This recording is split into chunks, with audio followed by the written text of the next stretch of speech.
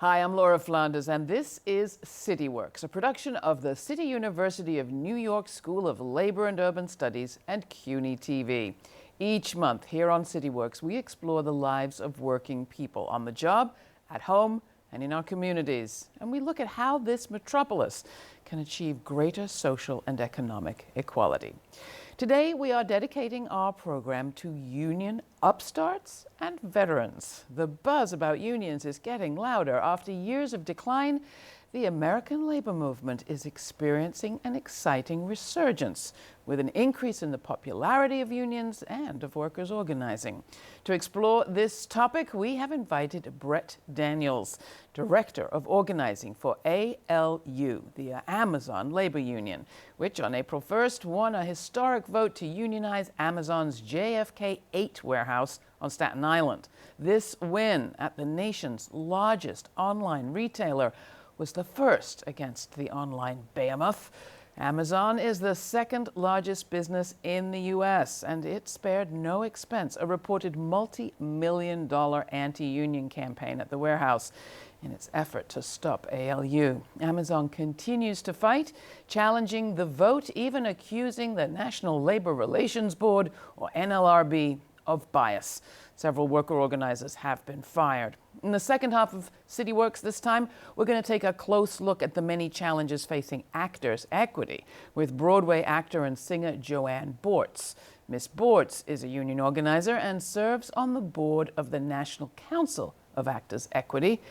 Now, let's come back to Brett Daniels, lead organizer at the JFK 8 warehouse and a packer at the facility. He and his co-workers stood toe-to-toe against consultants brought in to disrupt the campaign and vote. Welcome, Brett. Congratulations. I just keep saying April 1st. It wasn't a April Fool's joke. It was real. You won, but you must have wondered as you woke up that day thinking, what's happening? Yeah, we were so thrilled. Talk a bit about what has come since April. We're now talking in the fall. It's been a long struggle. The story has gone far and wide, I think around the globe. You've been celebrated.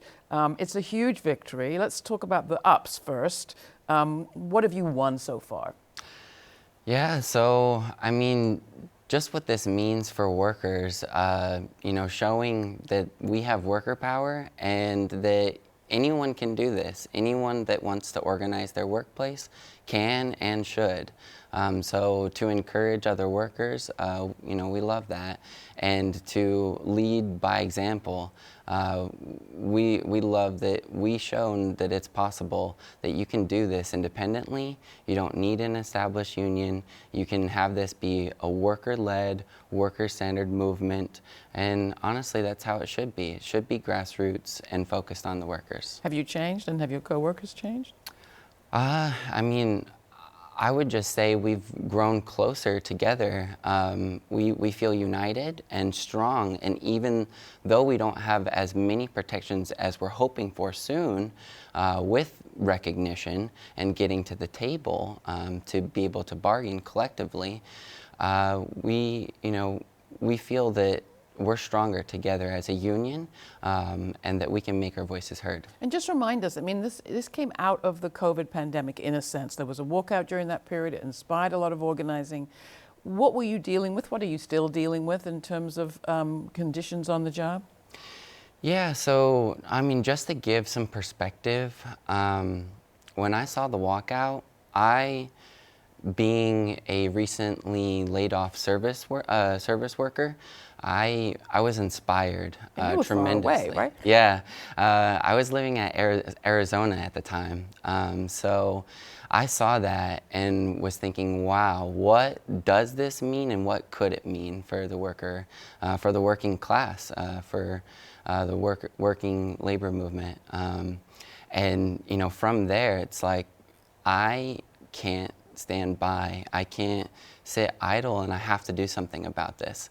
So that's why I went to the nearest Amazon, applied there, immediately showed solidarity and support, and Chris saw that and added me on to the team, what was then known as the Congress of Essential Workers, fighting for essential workers' rights. That's Chris across the Smalls, country. who's credited with leading, really, the ALU. Yes. Talk a bit more about what you were facing, though, because it was pretty horrendous, and people heard a bit of it, particularly during COVID, about long hours and no protections.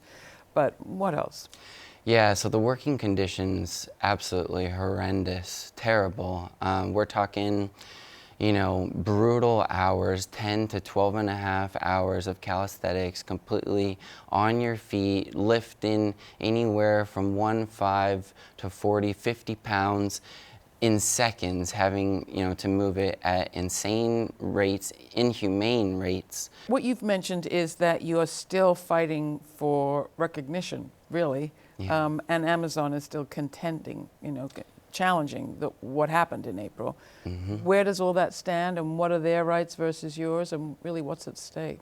Yeah, so we wrapped up with the objections hearing. Amazon submitted 25 baseless objections, which we had to spend more than a month, about a month and a half in court, you know, taking away from organizing from us and effectively, you know, being able to protect our coworkers in just simply recognizing us.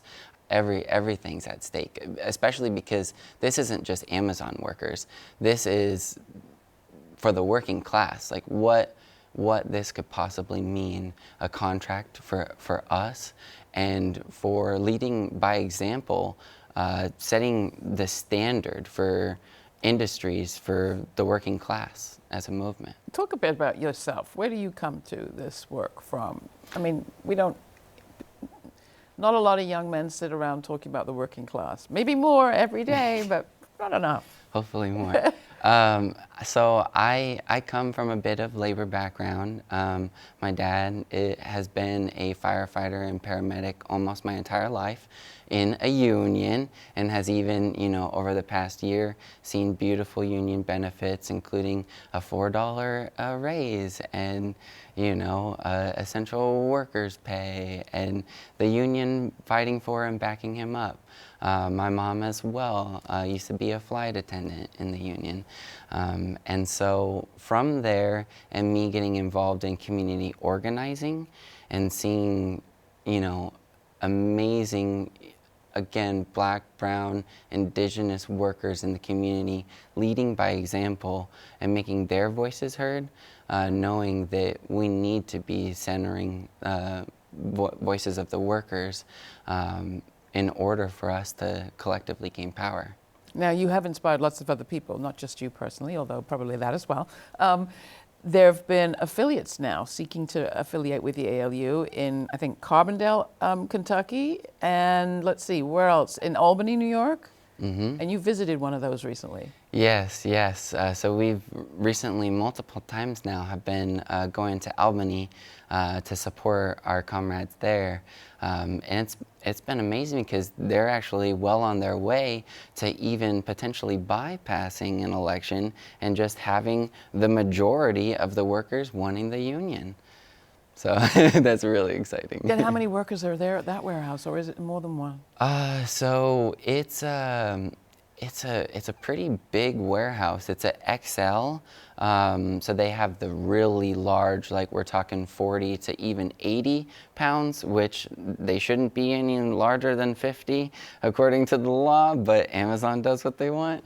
But it's a fulfillment center there. And although it's a pretty large warehouse, it doesn't have as many as we expected.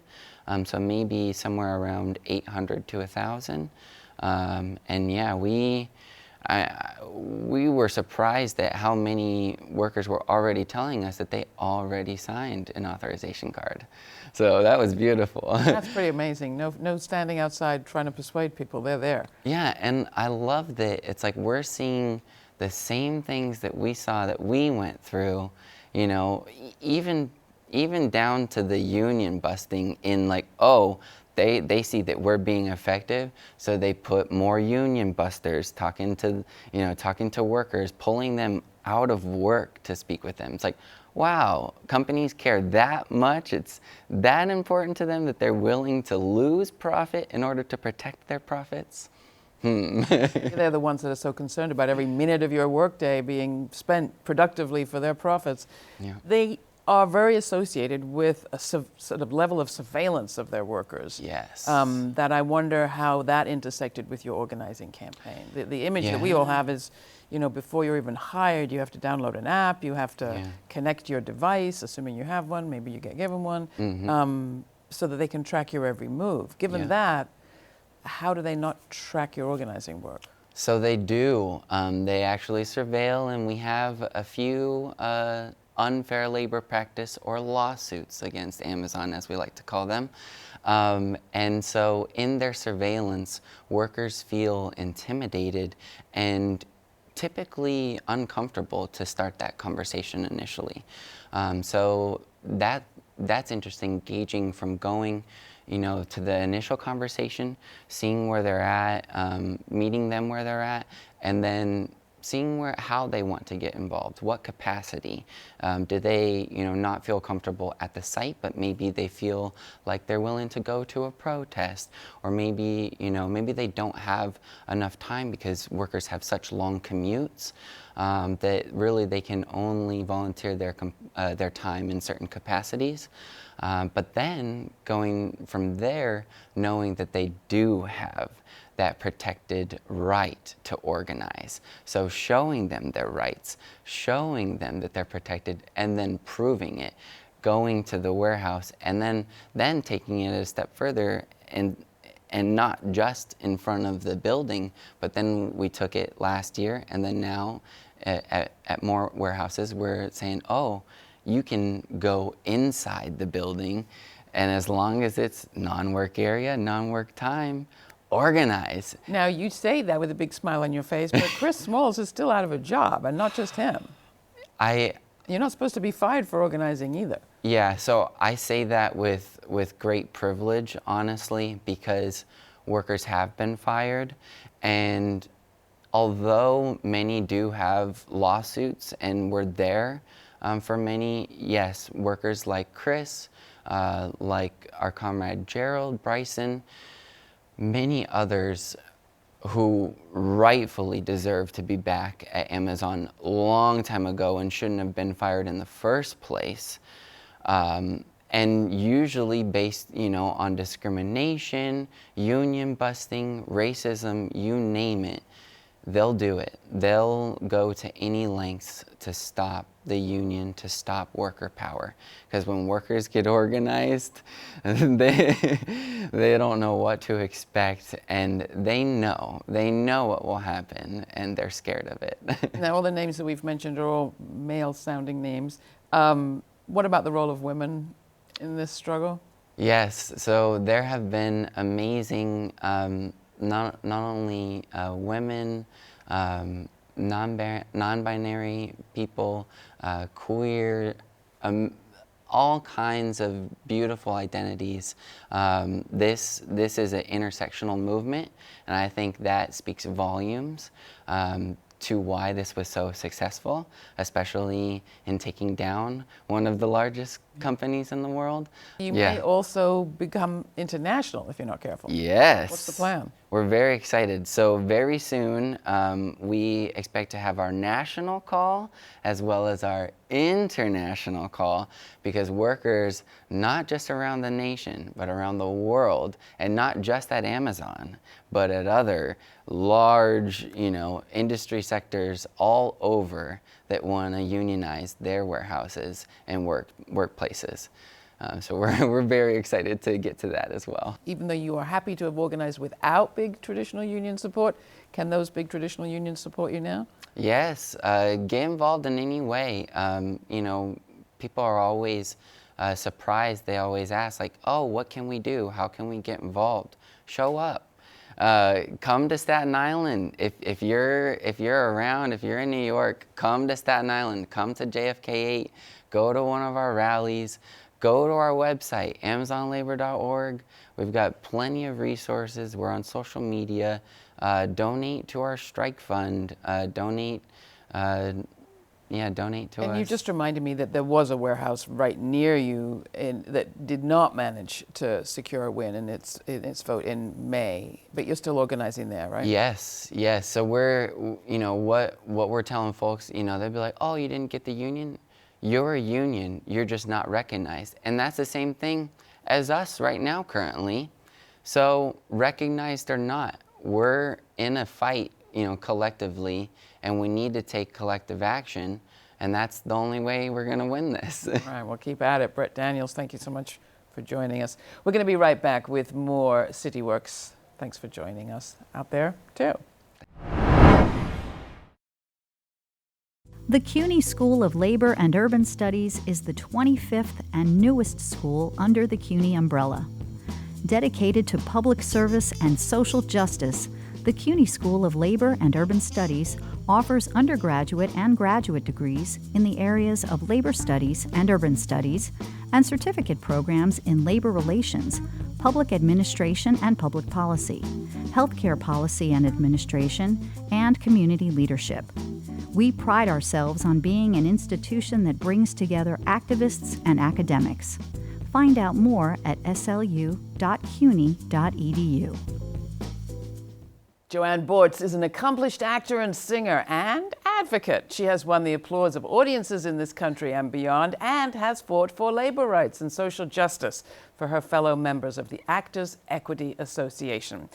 Actors Equity has confronted a plethora of issues in recent years. One is diversity. A pact pledging to strengthen diversity practices was signed as theaters reopened after the pandemic shutdown. An aspect of the pact is a pledge to forego all white creative teams, hire racial sensitivity coaches for some shows, rename theaters for black artists, and establish diversity rules for the Tony Awards. Open access is considered a pillar of its diversity and inclusion efforts, says the union, key to becoming an anti-racist organization. But there is work to go. To explain these critical issues and more, welcome, Joanne. There's been a lot going on, but I have to just start by saying when people think of Broadway, either they don't think of trade unions, or they think of old hackneyed stereotypes of how many union, whatever does it take to do whatever. Right. Talk about Actors Equity and what you actually do and why you chose to get so involved. So that's a lot of questions. It's really, really loaded. I'm going to go back and start with the reason I became involved was the reason most people become involved is because you're frustrated with something at work. And my experience started with equity many years ago. And I was offered a union contract. Me and the rest of my cast of a non-union show were offered our equity contracts on the first day, on the opening night, I believe. And there were all sorts of machinations going on in the background. I believe that it had been an equity theater, and then suddenly it was being produced non-equity, and we were just a bunch of young, recent college graduates who decided that we were going to get hired and do a show. And opening night, apparently the union came in and said, this is now a union production. So we all signed. At the end of that contract, I was hired for the next show. And I think about 3 weeks later, right after opening night, we got someone running into an opening night party saying, we're shut down, we're closing. And I was a non-local actor. This was a job in Florida. Me and the other actor who were in that show said, now what do we do? Right. We're newly union. We don't understand what's happening. We trotted over to the production office the next morning, and that had disappeared. So there I was, a brand new union member. I picked up the phone and called Equity and said, now what? Right. And they said, there'll be a ticket for you. We will get you home. You're going to get 2 weeks severance. And from very early on, I understood the value of my union. And then I worked in the union for a number of years, and I was confronted by another show that suddenly shut down. And you see all of the machinations, and it doesn't matter how good your contract is, very often there is going to be someone who is going to find a way to loophole it and get around being fair and making sure people are being paid. So me and one other friend from this particular show, we went to the union and said, how do we get involved? Because it's not that the union isn't there, but we think that our experience is going to help people to understand what's needed, and it became a life commitment for And me. the sorts of things that your members are negotiating for when they go into contract are what? I mean, people are familiar with sort of hours and wages and promotions, but how does that work on Broadway? Well, it's or in interesting theater? because the Broadway production negotiations, I've been involved with 5 of them, and they're very thorough. And it's a mature agreement. It's not as if we're starting from scratch. But during each contract period, you find out what are the holes that need to be plugged. And then you have other experiences that have happened during the course of the contract, and you have other new producers who found new ways to take advantage of actors. So with each one of these, we find many dignity issues, many issues of working of a working environment where people are going to be treated fairly. You have shows that have become more complicated, so they've become hence more difficult and more dangerous. And with each one of those subsequent changes, you have to have a way to protect the actors, a way to prevent people from diving off the high dive into a Dixie cup. Really? But actors want to be seen. Actors want to be cooperative, and actors want to be part of the art. They love what they do. Talk about what came up during COVID, which was one of those unanticipated events with a huge and devastating effect on your field. Well, COVID was obviously devastating to our field, more so because we shut down completely. Obviously, the pandemic affected a lot of different professions and careers, but because of what we do and how we do it and how intimate it is, we were finished. So one of the things that happened was because we were all part of a multi-employer bargaining unit and a multi-employer health plan that contributes, we all ended up with no work. Yeah. And that was very devastating. So we had to deal with finding ways to not gut our health plan, how to fix that in such a way that we wouldn't end up with nothing when the pandemic passed. And there were other unions that were not as diligent and careful about how to make sure that that worked. And that was pretty exciting. And then, of course, by the beginning of the pandemic, there was the George Floyd incident, and that really activated the council and the regional boards and the membership. And we responded, and we saw what was happening around the country. We do not have a shy member base, and our member base said, we will not tolerate this anymore. And we were right with them, and we fought for ways to make this happen. And I will give our bargaining partners a lot of credit, because we're all trying to make art, and I think our bargaining partners, in theory, really wanted to come along, really found ways to embrace the larger picture, and now they have to put it into practice. Devil in the details. I mean, we've seen it in banking, we've seen it in a lot of businesses that made all sorts of pledges around diversity and inclusion, even reparations in the wake of the police killing of George Floyd, and the movement that it produced. Where are the sticking points in your situation so far? Well, I think that what we've done, and I had to be convinced about open access. I thought, all right, this is an interesting idea. In Great Britain, British equity is open access. What does that mean exactly? Well, basically, the point of open access is that you no longer have you no longer have barriers to joining a union. And in a lot of unions, in the old days, you had to take a test. There was an acting test. There were other different barriers to joining. And now one of the big barriers is you can join if you collect enough membership candidate points. And then the other way to join was to get a contract, which is fantastic if you got that contract.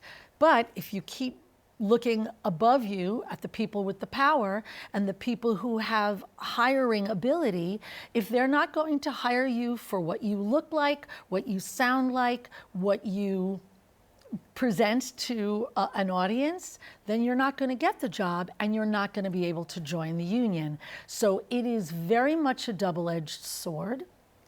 And we do have, again, I said that the bargaining partners make these pledges. Of course we're going to be diverse. Of course we are going to hire people from the global community. Of course we're going to do that.